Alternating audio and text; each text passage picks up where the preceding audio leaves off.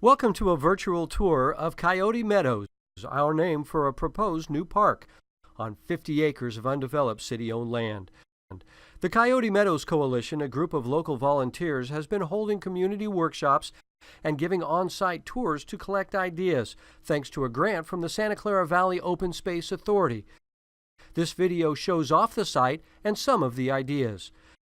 Coyote Meadows is close to downtown on the Coyote Creek between Story Road and I-280. Coyote Meadows connects with neighboring Olander and Kelly parks, which, taken together, could become a grand park. Coyote Meadows will be a key segment of the Coyote Creek Trail, which will run from Morgan Hill to Fremont. Coyote Meadows is also at the junction of the Three Creeks Trail and the Five Wounds Trail, which will connect to BART and also will help the Bay Area Ridge Trail bypass a challenging stretch of the Coyote. Coyote Meadows is bounded by a freeway, a roadway embankment, and neighboring developments, so vehicle access to the site is limited. There are, however, a number of existing and potential trail access points. Coyote Meadows has several defining features: the Coyote Creek, an array of radio antenna towers, the grade of the Western Pacific Railroad, including an old wooden train trestle, and a large capped landfill on what had once been the clay pit for the Remillard Brickyard.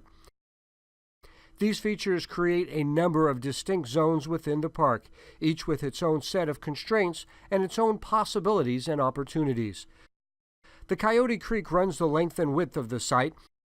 Most of the year, the Coyote is a small stream, shallow enough to cross on stepping stones, but it can also become quite wide and deep during heavy rains.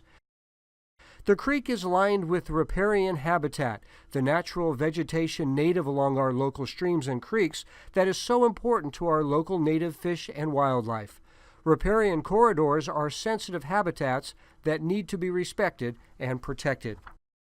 The riparian habitat includes a large expanse of lowlands near Story Road. This area is somewhat isolated below the grade of the adjacent street and thus out of sight. It became home to a large encampment of the homeless.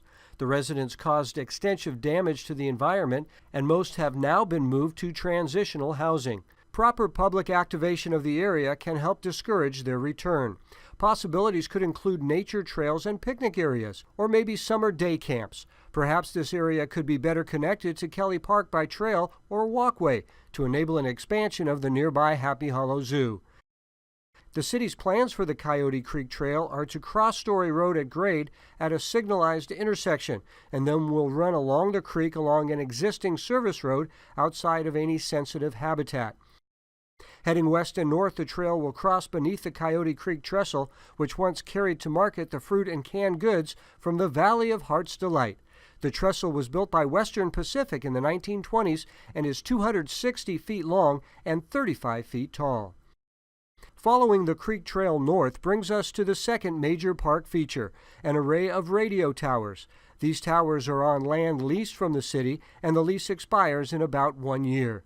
The antennas serve a local community, and relocating the towers would be problematical. Their placement has been optimized for their federally granted service area. The towers themselves are not a problem, but their supporting guy wires are. The station owners have offered to replace the towers with self-supporting unipoles with no guy wires. The land around the antennas does flood on occasion, but it could be used for various passive issues, Tai Chi perhaps, or a nature or cultural garden.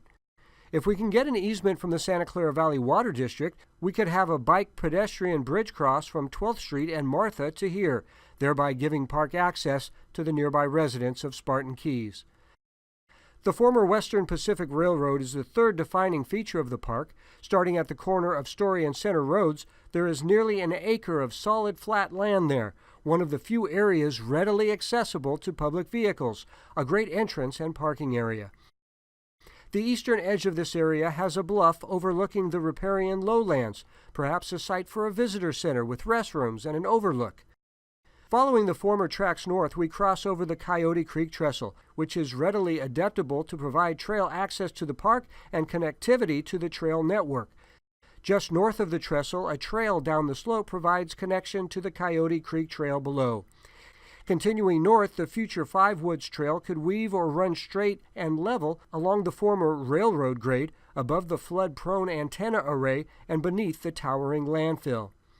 At the northern edge, the freeway has an overcrossing for the former railroad and rail sidings. This is a large and unique area sheltered beneath 10 lanes of traffic, a location perhaps for a skateboard park or remote control vehicle racing.